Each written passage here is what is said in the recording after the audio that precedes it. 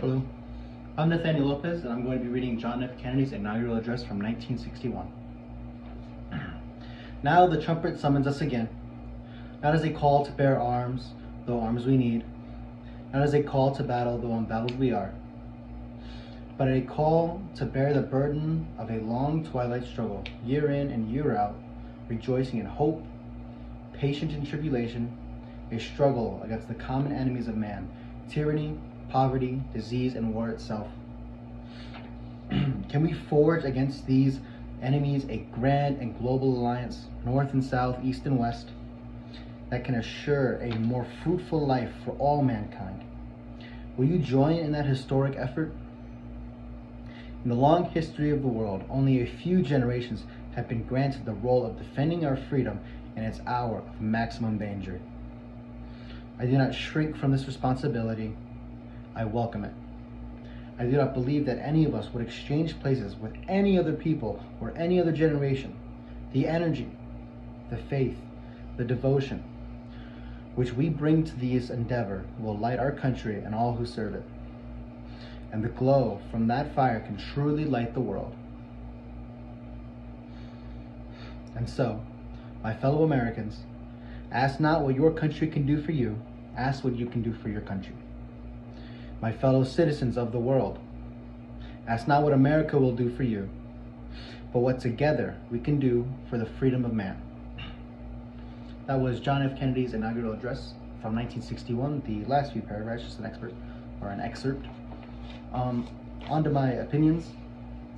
In the first paragraph that I read, what he's really trying to say is that he wants to unite everybody across the world, not just in America, against issues that we're facing. He wants to usher in a new era of peace and prosperity and communication amongst each other in a productive way towards the goals that we all want to see. Things like technology, innovation, and whatnot.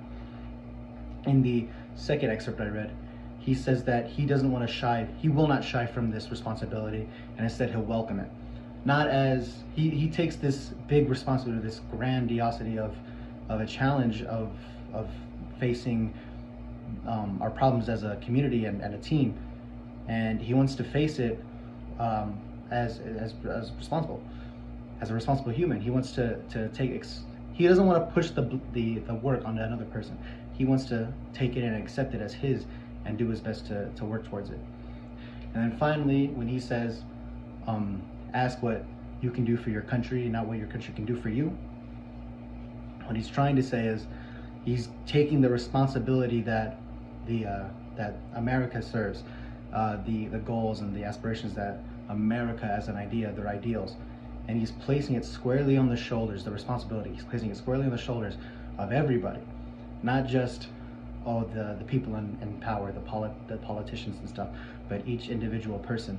He's giving the responsibility to everyone and sharing it across the entire community. And then he extends it out further to the entire world.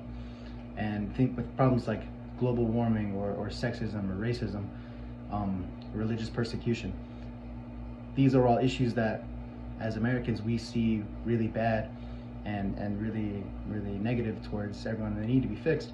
And he wants to look at it as a group effort to fixing them, as not one person can fix it. We all have to work together to fix it. And in his inaugurational speech, that's one of the things that was his main idea, that he really wanted to get across to the Americans for revoting or just to strengthen his platform. Thank you.